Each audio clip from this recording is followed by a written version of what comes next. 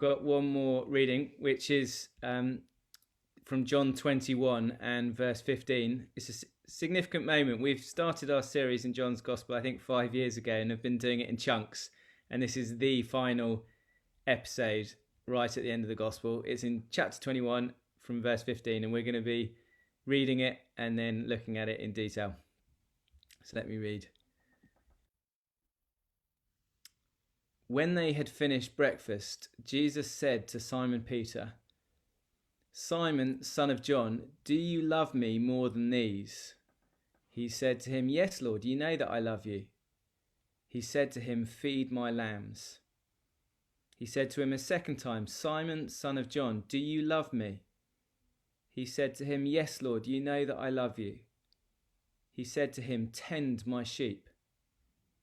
He said to him the third time, "Simon, son of John, do you love me?" Peter was grieved because he said to him the third time, "Do you love me?" And he said to him, "Lord, you know everything. You know that I love you." Jesus said to him, "Feed my sheep. Truly, truly, I say to you, when you were young, you used to dress yourself and walk wherever you wanted. But when you're old, you will stretch out your hands and another will dress you and carry you where you do not want to go." This he said to show by what kind of death he was to glorify God. And after saying this, he said to him, "Follow me." Peter turned and saw the disciple whom Jesus loved following them, the one who had been reclining at table close to him, and had said, "Lord, who is it that is going to betray you?"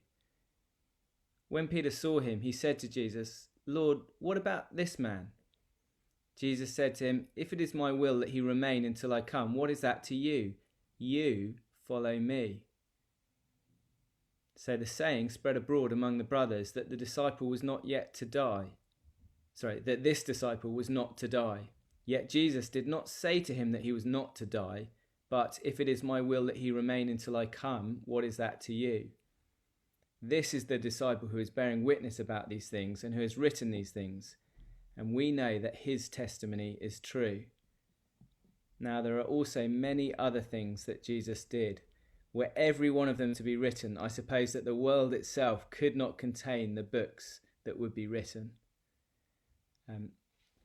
It might be a help to you to keep that open on some device, and there's some headings as well, which you can get from the WhatsApp, the chat if you're on Zoom, or through the website if that would be a help, just so you've got the headings in front of you. We are thinking today about the topic of what I'm going to call comparison syndrome, and just how toxic it is. One of the most successful films, of all time, is a film called Amadeus, and it won 8 Oscars back in the day, back in 1985. And one of the reasons the film was so popular is because it's a study of what is a universal human experience, that of what we're going to call comparison syndrome.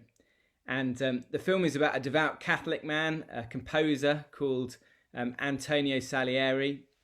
And Salieri envies Wolfgang Amadeus Mozart's unique musical genius. And because Mozart is crude in the film and he's vulgar, Salieri thinks that God has done him a great injustice by bestowing such genius on Mozart, who is clearly to him unworthy. And so Salieri renounces God and then sets out to destroy Mozart. Incidentally, for all the music buffs, I don't think it's historically very accurate, but it really is a brilliant exploration of how comparison syndrome is intrinsically linked to, firstly, our relationship to God, and also to pride, thinking that we know better than God how to run his world. And it shows how ultimately destructive comparison syndrome is. And it's something I guess we're all familiar with to varying extents. For some of us, we tend to compare ourselves unfavorably with others. We find someone we think is a grade above us. I wish I had her husband. I wish I had his charm, her money, their education, his gifts. And it can go on and on. It can be anything that we look at. For some of us, we tend to compare ourselves favorably with others. We find someone a little bit below us to look down on. I'm so glad I'm not like them. They're so lazy, so immoral, so ignorant, so judgmental, ironically. And often, like Salieri, we manage to do both at the same time. Did you notice that?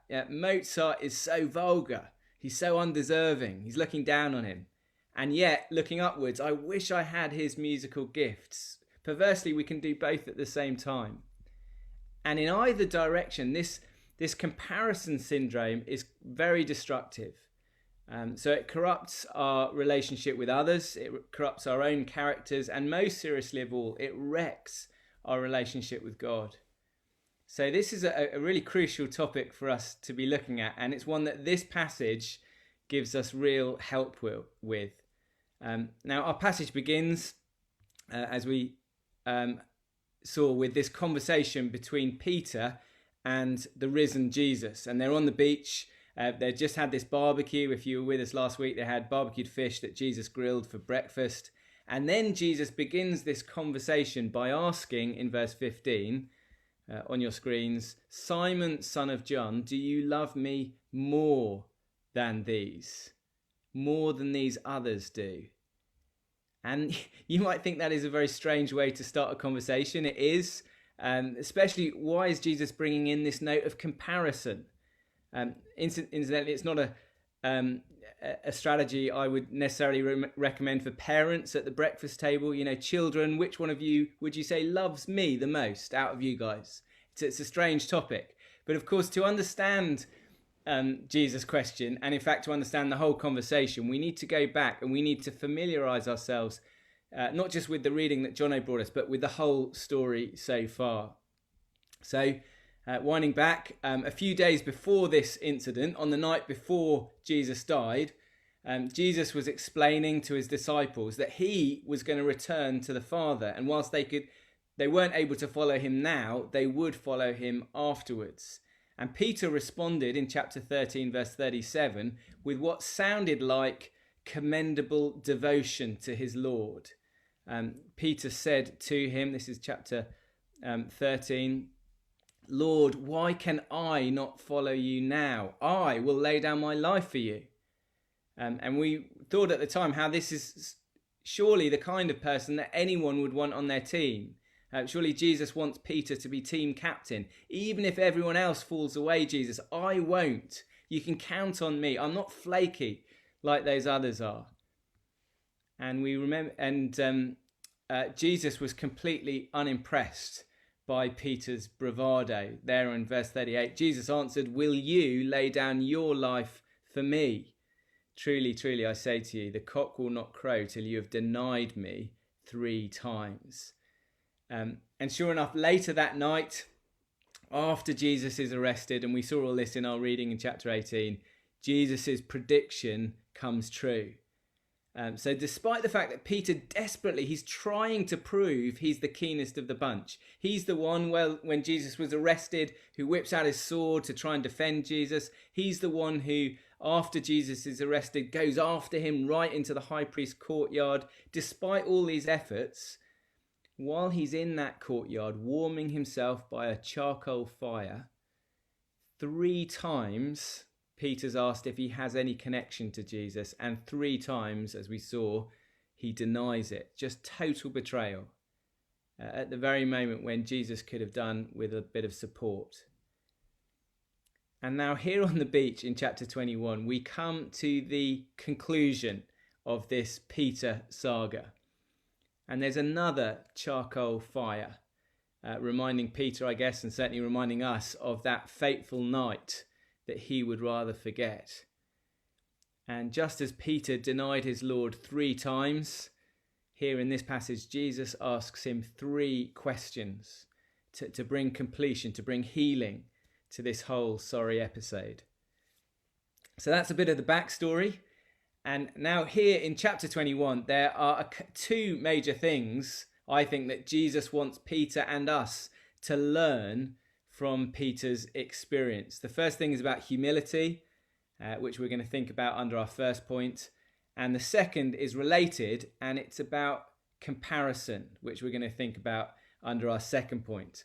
So let's hit the humility lesson first. Point 1, Jesus calls us to humble love before we can be useful in his service. So let's look again at that conversation Jesus had with Peter. Verse 15. When they had finished breakfast, Jesus said to Simon Peter, "Simon, son of John, do you love me more than these?" Before we get on to the main point, I just want us to consider how awkward, how painful really this conversation must have been for Peter. Think about all he's gone through, and then think about how Jesus has now died, Jesus has risen, Jesus has declared peace to his disciples in the last chapter. And we're thinking, surely Jesus can leave all that stuff in the past, can't he? Can't he just tell Peter to get on with the mission? Let's let everything get back to normal. Let's not mention it. But that doesn't happen.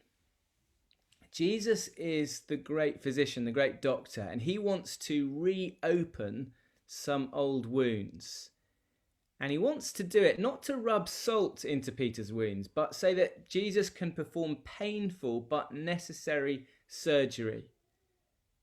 And I think this is very important for lots of us to learn. We all have various painful experiences in our past. We all have issues of shame of various kinds, issues we'd rather not mention. And many of us follow the stoic, I would say English approach of just covering up the wound, just burying it deep down, just trying to distract ourselves so that we don't have to think or talk too much about it. But here we see that Jesus has a very different approach, thankfully. You see, Jesus doesn't want to ignore our past. He wants us to revisit our wounds, but to do it with Jesus involved. And then he wants to do business with us, personal business, so that he can bring real healing into our lives, painful though it might be. And notice how Jesus addresses Peter. He says, "Simon, son of John." So back in chapter 1, as soon as Jesus met Simon, Jesus renamed him Peter or Rock. And now here it's as if Jesus is calling into question who Peter really is. Are you really Peter, the Rock? Or are you actually just Simon?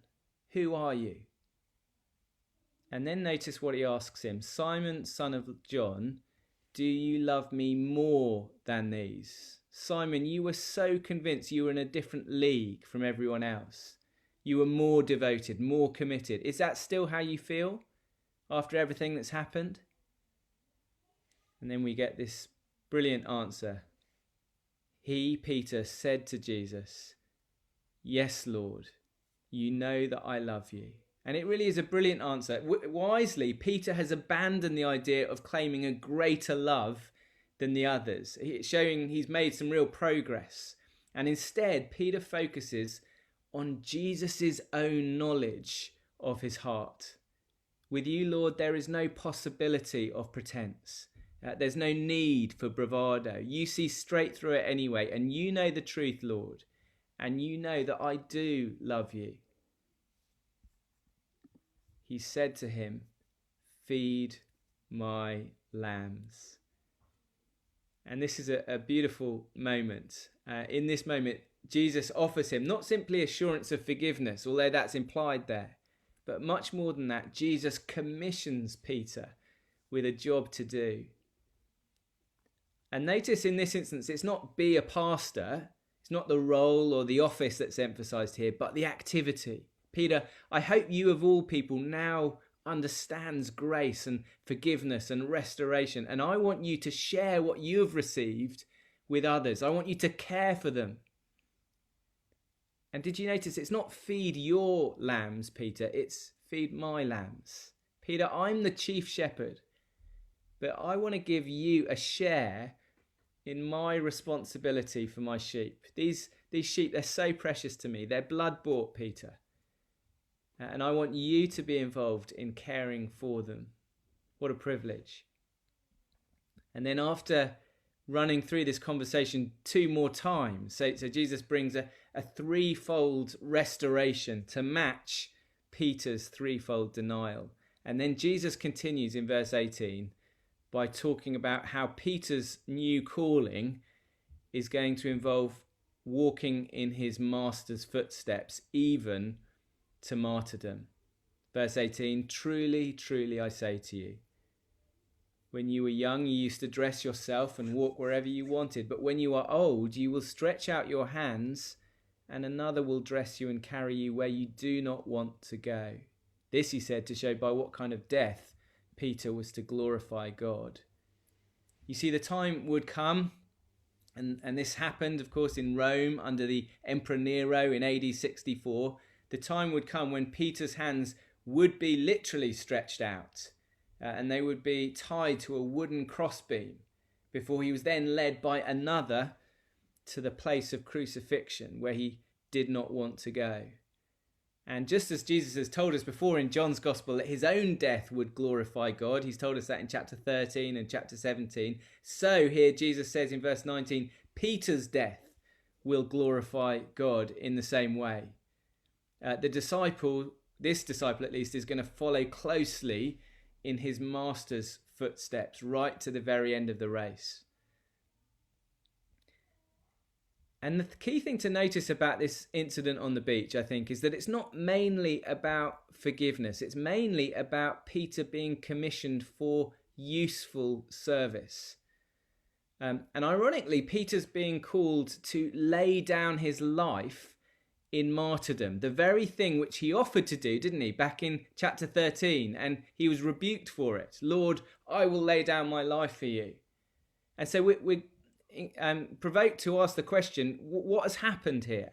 Something's happened between chapter 13, when Peter was cut down for offering to lay down his life for Jesus, and now in chapter 21, when he's commissioned by Jesus to do exactly that. What's happened to Peter? What training hoops has he now jumped through to qualify him? Is it more theological training? Is it more ministry experience? What is it?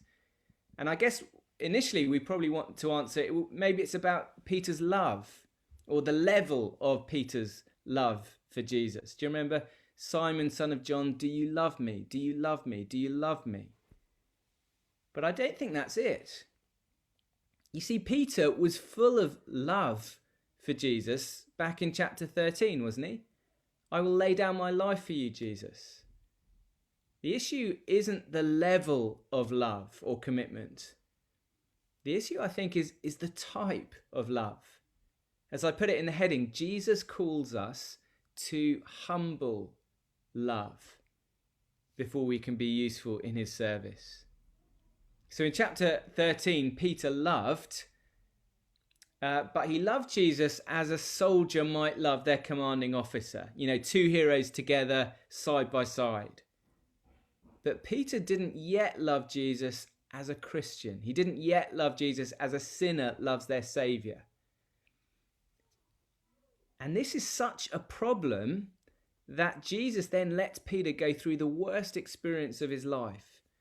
Because it's vital, Jesus sees, that Peter learns this crucial lesson. The Christian life is not mainly about commitment. It's not mainly about us laying down our lives for Jesus. The Christian life is mainly about Jesus laying down his life for us and then resting in that fact. And Peter had to go through an ordeal. Peter had to be brought to the end of himself. He had to hear that cock crowing. He had to realize he does not have what it takes. He is not the hero he thought he was. And he had to go through all this to learn this lesson.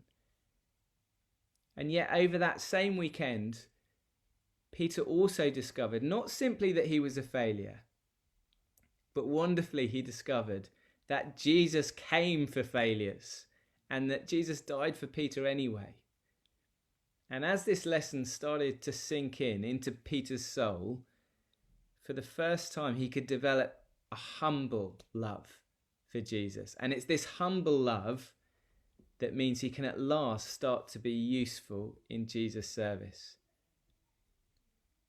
Now, some of this is, I guess, familiar to us, especially if you were here when we're looking at chapter 18. But what is new in chapter 21 is the connection Jesus here makes between humility and comparison syndrome. And that brings us on to our second point. So point one, you remember, Jesus calls us to humble love before we can be useful in his service. And now finally point two, and humble love frees us to acknowledge or to celebrate our distinctive callings. So let's look at the verse. And after saying this, he, Jesus, said to him, to Peter, "Follow me." So he's saying, first and foremost, Peter, I want you to be a follower. I want you to walk in my footsteps. Verse 20, Peter turned and saw the disciple whom Jesus loved following. When Peter saw him, he said to Jesus, "Lord, what about this man?" Lord, you just mentioned, I couldn't help but notice, you mentioned about the martyrdom thing. And it sounds like, for me at least, the cost of discipleship is going to be pretty high, isn't it? It's going to be top level. I just was wondering, what about John? Is he going to get it easier than me? Or similar level? Verse 22, Jesus said to him, "If it is my will that he remain until I come, what is that to you? You follow me." And this is classic Peter, isn't it? Especially if you know Peter from the other gospel accounts. We see him, don't we, very often in the gospels. He takes 2 steps forward, 1 step back. So having made this wonderful progress between chapter 13 and 21 and that great statement in verse 15, Peter then, like all of us really, shows that the old habits are very hard to break. And this time he reverts, doesn't he, to his old comparison syndrome, once again there in verse 21. And so Peter shows us that this lesson is one that will have to be learnt and relearnt before he finally grasps it, which is so often the way with us. And look at the words Jesus uses in his rebuke in verse 22, there in blue. What is that to you? You follow me. And these are such helpful words. And I think they're great for us to think about and to have ready to hand to be a help to us when we fall into the same comparison syndrome in our lives. Jesus wants Peter to get clear on what is Jesus's role and what is our role. That's the key here. So Jesus is the great shepherd. His job is to run this world and to care for and to discipline each one of his individual sheep in just the ways that he can see each one of us needs. And one of the lovely things we've been looking at on Wednesday nights, if you've been with us looking at Revelation 2 and 3, is how Jesus is amongst the lampstands, dealing with each church individually, giving them just what they need at each stage. But our job is much, much simpler than Jesus's. Our job is simply to follow the Good Shepherd. So yes, that person may be more gifted than us or have greater blessings than us right now, or fewer challenges in their life right now than us. But really, that is Jesus's department. That's not my department. What is that to you, Peter? Jesus is the one who ordains the exact combination of circumstances for each one of us. That's his department. And what's more, I was thinking about this, not only is it not our department, our concern, actually when you think about it, in most cases, we just don't really know what challenges other people are facing anyway. We would just be pathetic at doing this job. One of the privileges of pastoral ministry is you discover pretty quickly that everyone, if you get to know them well enough, everyone has some major challenges in their lives, often ones that are not obvious to other people. And I guess it's good for all of us just to assume that is the case with one another. You know, that person we see with the charmed life, who has everything we want in our lives, well, actually, they don't really have as charmed life as we think they do. I was talking to Josie, my wife, about this last night, and we were thinking about how helpful it is for relationships generally for us to be real with one another and honest. So that then when we hear news, as we do, you know, blessings each other are receiving, We can put it in context. Yeah, that person is three-dimensional. We can see the whole person, and we can actually rejoice with them in all their situation. I think one of the reasons perhaps we're so keen on comparison generally is that we like comparison because it helps us to know we're okay. Do you remember at school when all the test papers got returned after an exam? And everyone, they look at their mark, but really what they're doing after that is just looking around them at the other desks. What did everyone else get? Where do I figure in the scheme of things? And why are we doing it? We do it to check we're okay. And Jesus says, well, look, Jesus wants us to get our okay directly from him. Actually, that's what it is to be a Christian, isn't it? It's to receive our validation, our justification, not from ourselves, not from one another, but directly from God on the basis of Jesus and his merits. So we need to break this habit of stop looking at everyone else's test scores for validation and just look to Jesus and his well done. And the call here in verse 22 is that rather than constantly concerning ourselves with Jesus's job, Jesus says instead, why not concentrate on our own role? What is that to you, Peter? You follow me. And the question for us really is, are we spending our lives concerning ourselves with things which are way above our pay grade, if I can put it that way? You may have come across children who do this. So every time pudding is served up, they're the one with the ruler, checking that the portion of pudding that they got is exactly the right size, checking that they haven't been shortchanged compared to everyone else in the family. And every time that child is told off, they're quick to point out that last time their sibling did something very similar, they didn't get that kind of telling off in exactly that way. And what's gone wrong there? Well, of course, the problem is they've just forgotten what their role is. The parent's role is to try and bring up their child as best they can with whatever love, whatever fairness they can muster, given their sleep level. And the child's job is to honour their parents with thankfulness and to try and receive their discipline. And I'm aware that it's not an easy job, especially, it can be very tricky for children, especially because, as parents know, the parent will very often not get it right. But it's so much better for us because as Christians, we know that Jesus always gets it exactly right. This is, of course, the connection between humble love and comparison syndrome, because the humble person is the person who doesn't have to spend their whole life going around, looking over Jesus' shoulder at his clip, with our clipboard, checking that, inspecting his work, checking he's running the world as he should be. Rather, the humble person is instead free to stand under Jesus, trusting him and following in his footsteps. Now, one of the great benefits, of course, of learning humility in this area, especially, at a corporate level in a church, is that it then frees us to see those around us, especially other Christians, not as rivals in some big competition, as Peter seems to be in a bit of danger of here, but we can at last start to see one another as brothers and sisters. We can see our distinctive gifts and callings, and we can actually start to celebrate the differences.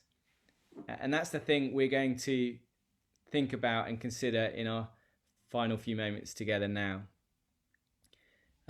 We're coming to the end of the gospel, as I said, and throughout this gospel, Peter and John have been a bit of a pairing. They've always cropped up as a duo. And it's felt like, if you've been looking carefully, that there's some comparison going on. Even perhaps a rivalry. Here's a classic rivalry, Iron Man and Captain America. So, for example, in the last chapter, Peter strides into Jesus' tomb first, but John is the one who believes first in chapter 20. And we're thinking, one's slightly ahead of the other. Or in this chapter, Peter, we saw last week, he may be the one who's first in devotion. Do you remember? He leaps out of the fishing boat. He's the first one to try and get to Jesus. But we saw John is the one who first recognized Jesus and so on. And there's almost a kind of rivalry, competition between them. And then at the end of the gospel, in these final verses, we discover that Peter and John actually have very different callings from their master. So Peter, as we've seen, he's called to be a pastor and a martyr in verses 15 to 19, whereas John is called instead to stay alive, at least for a bit longer, and to be a key witness to Jesus, especially, we're told, in writing this gospel. Verse 24, this is the disciple who is bearing witness about these things and who has written these things. And having seen these different callings, we then, of course, we track back through the gospel and we see how all these differences between Peter and John, the potential competition even, was really just preparation for their different complementary callings. It's not a rivalry, it's actually a partnership, working on the same team with different roles. And so throughout this gospel, John is presented as the archetypal witness. And we get it hinted at even here in verse 20 in our passage, when John is referred to as the one who had been reclining at table close to Jesus and had said, Lord, who is it that is going to betray you? And the reason we're being reminded of that incident is because that was where it was said of John, back in chapter 13, he then leaned back against Jesus' chest and said, and it's this picture of this special intimacy, this special trust between John and Jesus. And significantly, the same phrase was being deliberately repeated from chapter 1, verse 18, where it was used to describe the special intimacy between the Father and the Son. Do you remember? No one has seen God at any time, the only begotten Son who is in the bosom of the Father, or against the chest of the Father. It's the same phrase. He has declared him. So the point is that just as Jesus can reliably reveal God, he was in the closest possible intimacy with God in eternity, so John can reliably reveal Jesus because of his special closeness with Jesus. He's the beloved disciple. And this suitability that John has to be a witness comes out in lots of other places as well. John uniquely was the only one of the 12 disciples at the cross. So he's in a great position to be a witness to these events. He was even there in the high priest's courtyard, seeing what was happening. And as we saw at the empty tomb, and then again in the fishing boat, he's very perceptive. John correctly grasps what's happening before anyone else does. And then at the end of it all, Jesus, he takes all this, he wonderfully takes John's gift, he takes John's wiring, his situation, and he uses John in a distinctive way to serve the church as a witness. And we see the same if we track through with Peter as well. So throughout this gospel, Peter is the archetypal activist. Do you remember? He's the one who pledges his allegiance to Jesus most loudly. He's the one who draws his sword to defend Jesus. He's the first to stride into the empty tomb. He's the first to leap out of the fishing boat. And so wonderfully, Jesus takes Peter and all his gifts and all his wiring, and Jesus uses Peter in a distinctive way to serve the church. And so this passage is bringing together and showing us how we can recognize and celebrate the distinctive callings which Jesus gives to his people. So in conclusion, we've seen, haven't we, that John is showing us that humble love, the kind of love which Peter came to express, the kind of love which the gospel produces in us, as each of us comes to Jesus, not as heroes, but as sinners. This humble love also frees us to celebrate one another's distinctive callings. And so when someone is gifted in a way that I'm not, I can do my best, but I'm just never going to have that kind of gifting. Or when someone else is blessed in a way that I'm not. I've always wanted that one thing and now they get it and I don't. The gospel frees us not to feel threatened or not to feel bitter. The gospel frees us to stop seeing life as a competition altogether, with everyone around us as rivals, and to see it as family. And this rivalry outlook is so prevalent, isn't it? I'm old enough now that I've been to some 10-year and now 20-year college reunions. And it's fascinating when you go there just how we speak about one another. You know, so and so's really got ahead since we last saw her, or she's really pulled away from the pack career wise. And everything is phrased as though we're in this massive competition. And we have to view everyone we meet as, you know, through this prism of rivals. And it's so wonderful that in Jesus' kingdom, it's different. In Jesus' kingdom, we are invited into a family. And it's a family where we can trust the head of the family completely. He has given each of us different gifts, different challenges. And yet we can trust that he knows exactly what he's doing. And so instead of feeling threatened or resentful, we can start to see those around us as people loved by God. And we can start to celebrate their distinctive gifts and callings because they're our brothers and sisters.